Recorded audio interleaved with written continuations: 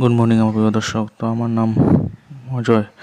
তো কুসুম সিরিয়ালে দেখাতে চলেছে যে আয়ুষ্মান কুসুমকে প্রপোজ করছে এবং বলছে যে কুসুম, আমি তোমাকে ভালোবাসি, আই লাভ ইউ কুসুম সরকার। এ নিয়ে সে তার ভিতরের যে ফিলিংসটি সে কুসুমকে জানিয়ে দিয়েছে। কুসুম অবাক হয়ে দেখছে এবং তার চোখটি খুব নিমিনিমি করছে এবং যেন কাতর হয়ে রয়েছে এই কথাটি শোনার জন্য।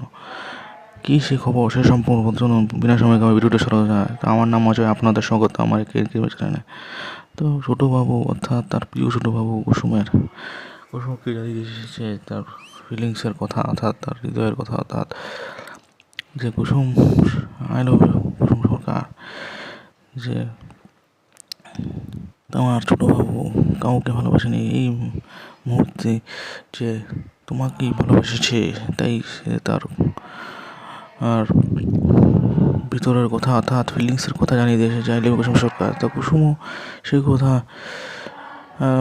জেনে খুব খুশি হয়েছে এবং বারবার সে অর্থাৎ তার ছোটোবাবু আয়ুষ্মান বলছে যে এই প্রথমবার আয়ুষ্মান গাঙ্গুলি কোনো মেয়েকে ভালোবেসেছে, যে তোমাকেই, তুমি কি আমাকে ভালোবাসো? তো কুসুম বলছে, মাথা নাড়িয়ে বললো যে হ্যাঁ।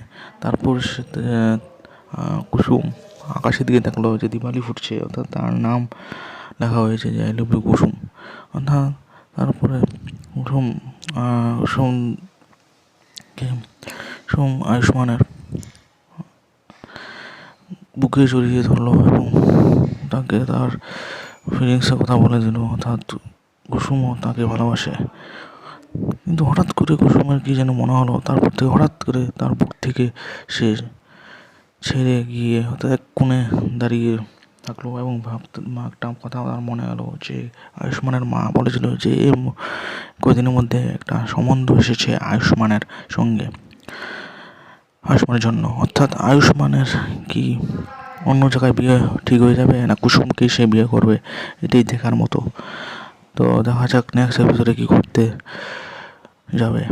তো আপনারা আমার সঙ্গে থাকুন এভাবে এপিসোডের খবর পেতে। তো আপনারা কারা কারা কুসুমকে ভালোবাসেন সে সম্পর্কে বলুন এবং ভিডিওটি ভালো লাগে লাইক করে দেবেন। ধন্যবাদ আমার প্রিয় দর্শক ভিডিওটি দেখার জন্য।